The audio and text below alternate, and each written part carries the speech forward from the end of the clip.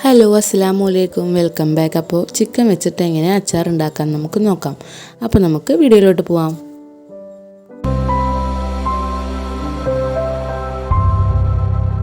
അപ്പോൾ നമുക്കിതിലേക്ക് ആവശ്യമായിട്ടുള്ള മെയിൻ സാധനം തന്നെ ആദ്യം നോക്കാം. ചിക്കനാണ് കേട്ടോ. അപ്പോൾ ചിക്കൻ എല്ലൊക്കെ കളഞ്ഞ് ചെറിയ ചെറിയ പീസുകളായി കട്ട് ചെയ്ത് ക്ലീൻ ചെയ്ത് എടുത്ത് വെച്ചതാണ് കേട്ടോ. അതിൻ്റെ കൊഴുപ്പുള്ള ഭാഗമൊന്നും എടുക്കരുത്. അതൊക്കെ നല്ലോണം ക്ലീനാക്കി ഇതുപോലെ ചെറിയ ചെറിയ കഷ്ണങ്ങളാക്കി കട്ട് ചെയ്തെടുക്കണം കേട്ടോ. ഇനി നമുക്ക് ആ ചിക്കൻ ഒന്ന് മാരിനേറ്റ് ചെയ്ത് ഒന്ന് മാറ്റി വയ്ക്കാം കേട്ടോ. അതിനായിട്ട് ഞാൻ 2 ടീസ്പൂൺ മഞ്ഞൾപ്പൊടി എടുക്കുന്നുണ്ട്. ഇനി നമുക്കതിലേക്ക് ആവശ്യത്തിന് ഉപ്പ് ചേർത്ത് കൊടുക്കാം കേട്ടോ. ഇനി നമുക്കതിലേക്ക് അച്ചാർ പൊടിയും കൂടി ചേർത്ത് കൊടുക്കാം കേട്ടോ. ഞാൻ ഈസ്റ്റേൻ്റെ പിക്കിൾ പൗഡറാണ് എടുത്തേക്കണത്. അപ്പോൾ അത് അത്യാവശ്യം ചേർത്ത് കൊടുക്കണം കേട്ടോ. നല്ല ഫ്ലേവർ കിട്ടണമെങ്കിൽ നമ്മൾ കുറച്ച് ചേർത്ത് കൊടുക്കണം. ഇനി അതിന് ശേഷം നമ്മൾ ചിക്കൻ മസാലയും കൂടി ചേർത്ത് കൊടുക്കണം. അച്ചാർ പൊടിയേക്കാൾ പകുതി അളവിലാണ് ചിക്കൻ മസാല ചേർത്ത് കൊടുക്കേണ്ടത്. അത് ഞാൻ ഈ ടൈമിൽ ചേർത്ത് കൊടുത്തിട്ടില്ല. പിന്നെ മാരിനേറ്റ് ചെയ്യുന്ന സമയത്ത് ഞാൻ മറന്നു പോയിരുന്നു. അപ്പോൾ പിന്നെ ഞാൻ ചേർത്തു. അപ്പോൾ ആ വീഡിയോ ഇല്ല. അപ്പോൾ അതുകൊണ്ടാണ് പറയണത്. മറക്കരുത്, നിങ്ങൾ എന്തായാലും ചിക്കൻ മസാലയും കൂടി ചേർത്ത് കൊടുക്കണം കേട്ടോ. അല്ലെങ്കിൽ നമ്മുടെ ചിക്കൻ്റെ അച്ചാറിൻ്റെ ടേസ്റ്റ് ഉണ്ടാവില്ല. മീൻ അച്ചാറൊക്കെ ഇല്ലേ, അങ്ങനത്തെ ഒരു ടേസ്റ്റാണ് വരിക. ഫ്ലേവർ ചിക്കൻ്റെ കിട്ടണമെങ്കിൽ നമ്മൾ ചിക്കൻ മസാല മസ്റ്റായിട്ട് ചേർത്ത് കൊടുക്കണം. എന്നിട്ട് ഇത് നന്നായിട്ട് ചിക്കനും കൂടി ചേർത്ത് നന്നായി കുഴച്ചെടുക്കുന്നുണ്ട്. അപ്പോൾ ആ മസാല നമുക്ക് എല്ലാ ചിക്കനിലേക്കും പിടിച്ചെടുക്കണം കേട്ടോ. എന്നിട്ട് ഒരു 10-15 മിനിറ്റ് നമുക്കൊന്ന് റെസ്റ്റ് ചെയ്യാൻ വെക്കണം.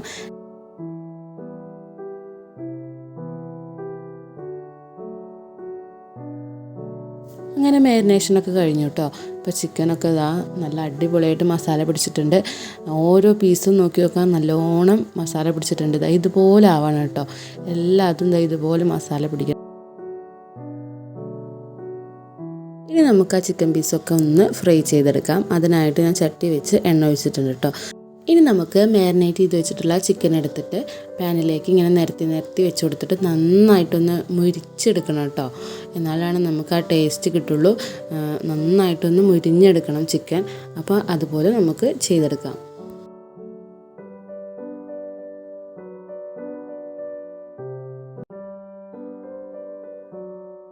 അങ്ങനെ ഇതുപോലെ ബ്രൗൺ കളർ ആവുന്നത് വരെ നമുക്ക് ഒന്ന് ഫ്രൈ ചെയ്തെടുക്കാം. അങ്ങനെ ഓരോ ട്രിപ്പ് ഇട്ടിട്ട് ഞാൻ ഇതുപോലെ ബ്രൗൺ കളറാക്കി എടുത്തിട്ടുണ്ട് കേട്ടോ. ഇനി നമുക്ക് ചിക്കൻ പൊരിച്ച അതേ എണ്ണയിൽ തന്നെ ഒരു പിടി കടുക് ഇട്ട് കൊടുക്കാം. ഇനി അതിലേക്ക് നമുക്ക് വെളുത്തുള്ളി ചതച്ചതും കൂടി ഇട്ട് കൊടുക്കുന്നുണ്ട്. ഇനി നമുക്ക് വേണ്ടത് കറിവേപ്പിൻ്റെ ഇലയാണ്. അതും ഇട്ട് കൊടുത്തിട്ടുണ്ട് കേട്ടോ. ഇനി നമുക്ക് ചെറിയൊരു കഷ്ണം ഇഞ്ചി ചതച്ചതും കൂടി ചേർത്തിട്ട് നന്നായിട്ടൊന്ന് മൂപ്പിച്ചെടുക്കാം. അതൊന്ന് മൂത്ത് വരുമ്പോഴേക്കും നമുക്ക് ഇതുപോലെ ഒരു ചട്ടി വെച്ചിട്ട് അതിലേക്ക് ഒരു പിടി ഉലുവിട്ടിട്ട് അധികം കറക്കാത്ത രീതിയിൽ നമുക്കൊന്ന് ഫ്രൈ ചെയ്തെടുക്കാം കേട്ടോ. അങ്ങനെ അതെടുത്ത് മാറ്റിയതിന് ശേഷം അതേ പാത്രത്തിൽ തന്നെ നമുക്ക് ഒരു പിടി കടുകും കൂടി ഇട്ടിട്ട് നന്നായിട്ടൊന്ന് ഇളക്കി കൊടുത്തിട്ട് ഒന്ന് ഫ്രൈ ചെയ്തെടുക്കാം കേട്ടോ. അങ്ങനെ നമ്മൾ ഉലുവയും കടുകും ഇതുപോലെ വറുത്തെടുത്തിട്ടുണ്ട്. ഒരുപാട് പുകഞ്ഞ് പോകരുത് കേട്ടോ. അപ്പോൾ അച്ചാറിൻ്റെ ടേസ്റ്റ് തന്നെ മാറും. ഇനി നമുക്കിതൊന്ന് മിക്സിയുടെ ജാറിലിട്ടിട്ട് ഒന്ന് പൊടിച്ചെടുക്കാം. അപ്പോൾ നമ്മുടെ വെളുത്തുള്ളിയൊക്കെ മൂത്ത് വന്നിട്ടുണ്ട്. ഇനി നമുക്കിതിലേക്ക് ഒരു 3 മുളകും കൂടെ വട്ടന അരിഞ്ഞിട്ട് നമുക്ക് ചേർത്ത് കൊടുക്കാം കേട്ടോ. ഇനി നമുക്ക് ആ മുളകിൻ്റെ പച്ചമണമൊക്കെ ഒന്ന് മാറി നന്നായിട്ട് മുരിഞ്ഞ് കിട്ടണം കേട്ടോ. ഇതുപോലെ ആവണം. അതുവരെ ഇളക്കി കൊടുക്കണം. മുളകൊക്കെ മുരിഞ്ഞ് വന്നിട്ടുണ്ട്. ഇനി നമുക്കിതിലേക്ക് മസാലപ്പൊടികൾ ചേർക്കാം. ആദ്യം നമുക്ക് ഉപ്പ് ചേർക്കാം കേട്ടോ. ഉപ്പ് നേരത്തെ ചിക്കനിൽ ചേർത്തതും കൂടി നോക്കിയിട്ട് വേണം പാകത്തിന് നമുക്കിതിലേക്ക് ഉപ്പ് ചേർക്കേണ്ടത്. ഇനി നമുക്കതിലേക്ക് മഞ്ഞൾപ്പൊടി ചേർത്ത് കൊടുക്കാം. പിന്നെ നമുക്ക് അതിലേക്ക് വേണ്ടത് മുളക് പൊടിയാണ് കേട്ടോ. അപ്പോൾ ഞാൻ ഓൾറെഡി 2-3 മുളക് ചേർത്തതാണ്. അപ്പോൾ അതും കൂടി നോക്കിയിട്ട് വേണം നമ്മൾക്ക് ഇതിലേക്ക് മുളക് പൊടി ഇട്ട് കൊടുക്കാൻ. അപ്പോൾ മുളക് പൊടി ചേർത്ത് കൊടുത്തിട്ടുണ്ട്.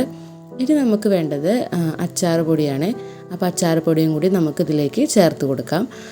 പിന്നെ ഇതിലേക്ക് നമ്മൾ ചിക്കൻ മസാല പൗഡർ ചേർത്ത് കൊടുക്കണില്ല, കാരണം നമ്മൾ ഓൾറെഡി ചേർത്തതാണ്. അപ്പോൾ അതുകൊണ്ട് വല്ലാണ്ട് ചിക്കൻ്റെ കുത്ത് വരണ്ട വിചാരിച്ചിട്ടാണ് നമ്മൾ അച്ചാർ പൊടി മാത്രമാണ് കേട്ടോ അതിലേക്ക് ചേർത്ത് കൊടുക്കുന്നത്. ഇനി നമുക്ക് ഈ മസാലകളൊക്കെ ഒന്ന് പച്ചമണം മാറണ വരെ നന്നായിട്ടൊന്ന് നമുക്ക് ഇളക്കി കൊടുക്കാം കേട്ടോ. നന്നായിട്ടൊന്ന് ഇളക്കിയെടുക്കുന്നുണ്ട്. അങ്ങനെ മസാലകളൊക്കെ ഒന്ന് വഴറ്റിയതിന് ശേഷം നമുക്കതിലേക്ക് കുറേശ്ശെ വിനാഗിരി ഒഴിച്ചു കൊടുക്കാം കേട്ടോ. വിനാഗിരി ഒഴിച്ചു കൊടുക്കുമ്പോൾ നല്ലൊരു മണം വരും കേട്ടോ. അച്ചാർ പൊടിയുടെയും പിന്നെ നമ്മൾ നേരത്തെ വഴറ്റിയിട്ടുള്ള ഇഞ്ചി വെളുത്തുള്ളി അതിൻ്റെയൊക്കെ ഒരു നല്ലൊരു മണം വരും. ഈ സമയത്ത് നമ്മൾ ഒരിക്കലും ഫ്ലെയിം കൂട്ടി വെക്കരുത്, ഒക്കെപ്പാടെ കരിഞ്ഞ് പുകഞ്ഞ് പോകും കേട്ടോ. അപ്പോൾ അതുകൊണ്ട് നിങ്ങൾ ഫ്ലെയിം സിമ്മാക്കി വെച്ചിട്ട് ഇതുപോലെ ഒന്ന് ആ മസാലയൊക്കെ ഒന്ന് മൂത്ത് കിട്ടും വേണം. ആ വിനാഗിരി ഒഴിച്ചിട്ട് അതിലിട്ടിട്ട് ഇതുപോലെ ഒന്ന് ചെറുതായിട്ടൊന്ന് ഇളക്കി കൊടുക്കുക കേട്ടോ.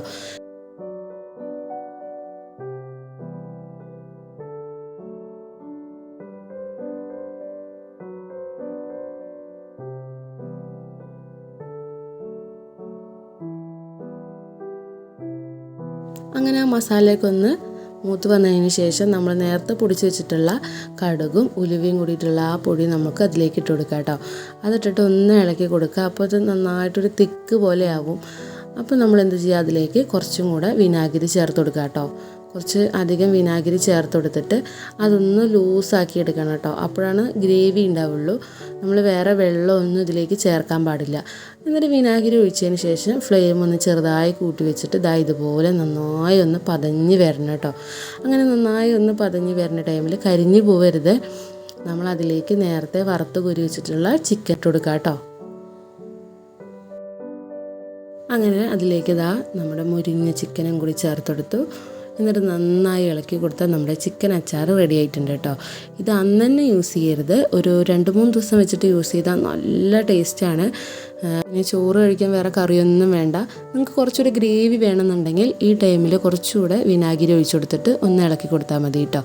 അപ്പോൾ ഈസി ആയിട്ട് ഉണ്ടാക്കാൻ പറ്റുന്ന ഒരു റെസിപ്പി അല്ലേ. അപ്പോൾ എല്ലാവരും വീട്ടിൽ ട്രൈ ചെയ്ത് നോക്കും. ഇനി ചിക്കൻ അച്ചാർ കടയിൽ നിന്നൊന്നും വാങ്ങണ്ട, നമുക്ക് സിമ്പിളായിട്ട് തന്നെ വീട്ടിലുണ്ടാക്കിക്കൂടെ. അപ്പോൾ എല്ലാവരും ഒന്ന് ട്രൈ ചെയ്ത് നോക്കണേ. അപ്പോൾ ഈ വീഡിയോ ഇഷ്ടപ്പെട്ട് കഴിഞ്ഞാൽ ലൈക്ക് ചെയ്യാനും എൻ്റെ ചാനൽ സബ്സ്ക്രൈബ് ചെയ്യാനും മറക്കരുത്. ഇതുപോലെയുള്ള അടിപൊളി റെസിപ്പീസുമായി വീണ്ടും കാണാം. Okay, bye.